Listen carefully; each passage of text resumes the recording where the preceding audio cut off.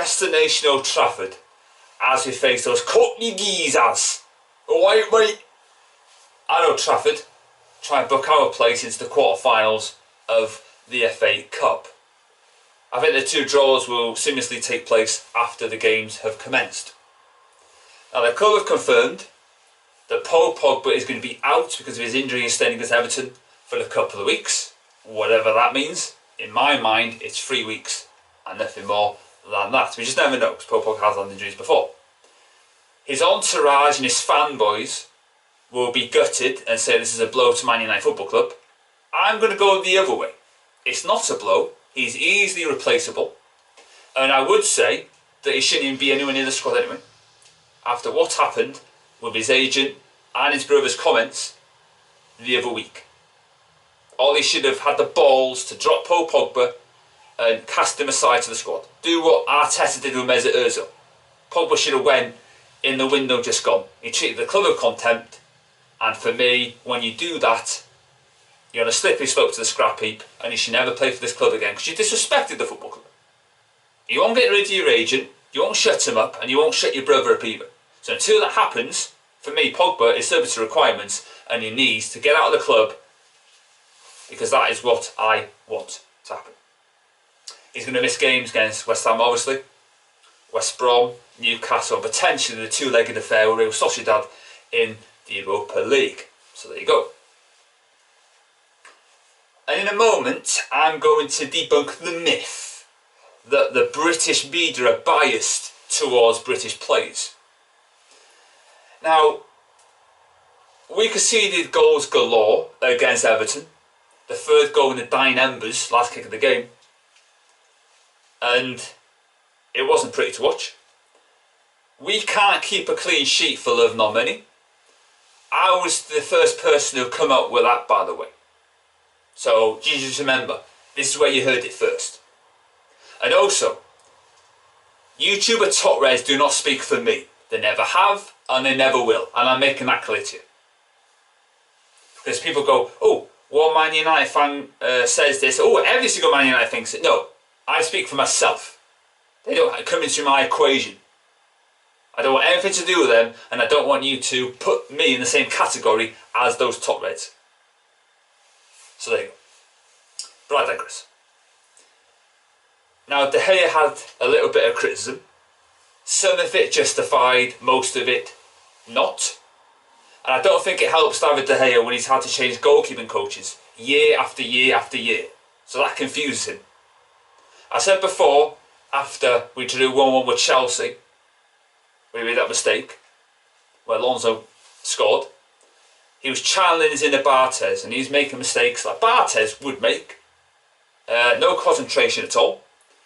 For me, when he did what he did for Everton's first goal, it was like he had the nursery rhyme in his head. Patty cake, baker's man. He patted it towards the path of Decore. A late Christmas gift. I bet he couldn't believe his luck. And you're told as a kid, as a goalkeeper, do not par it to the direction of the opposition. He did that, and we counted the cost of it. And I thought the Salah dodger was at fault for that as well, because he should pick up on that and clean up the mess that David De Gea made of that. But he didn't. So, yeah, that was very unfair.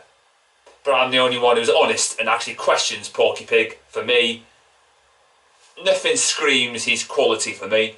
It just screams band average. I'm not impressed at all. I'm just not. He has now 3 assists in 46 Premier League games. That is a horrific record. Kieran Tierney's got more assists than that. He's got more goals than that as well. Luca Dini's got more assists than Porky as well, by the way. So there you go. And people are going about English biasing. Okay. John Pickford has had a lot of criticism. I remember he made a mistake a couple of weeks ago against Leicester City near the end of the game. They have been switching goalkeepers, right? Pickford and then Alisson, the goalkeeper. I remember that John Pickford was dropped. I think it was against Newcastle away, I reckon. And Alisson came in and did a good job, even though they did lose. Pickford's been criticised by Gary Neville, notably. He's been criticised by Jamie Redknapp. They've had segments about him on radio stations and on sports television channels, right? Everton fans have vouched for me on that, you know? And their defence is pretty much watertight. You know, they've got Larry Mina, they've got Michael Keane, I think Holgate can play there as well, among others. So does that mean their defence is poor? No, it just means that Pickford's making mistakes, like De Gea's made mistakes, and Olsen's come in, he's done what he's done, and they're confused. They don't know who's playing from there and next. And you could say they have better centre-backs than we have. So it's a little bit of a myth. And let's also not forget, and you might not know this, but there was a story that John Pickford, after what he did to Virgil van Schijt, right, he had to get some security to protect him because he was getting loads of threats from those Liverpool pond life across the across the pond, so to speak. But nobody says anything about that. So don't give me this nonsense about British media biasing, because I've just debunked that myth. And you ask any Evertonians, they'll say exactly the same thing as I've said about Pickford and the rotation of him and Olsen. So that's not an opinion, it's a fact. So I'm not hearing anybody saying English bias. What a load of rubbish. Do your research, get your facts right. You're like Remainers. You lost, get over it. There's my rant there. So Romero's got to come in goal for me. Right back, Wamba Krapa. Centre back, I'm going to drop Maguire. He's been a fish out of a disgrace, that fella. He really irritates me. Transibi and Lindelof at centre back. And Lindelof's become a scapegoat, by the way. You know, Maguire keeps playing even though he's been dog shit since the moment he arrived. I've never rated him. I mean, he should have went when he did what he did in Greece.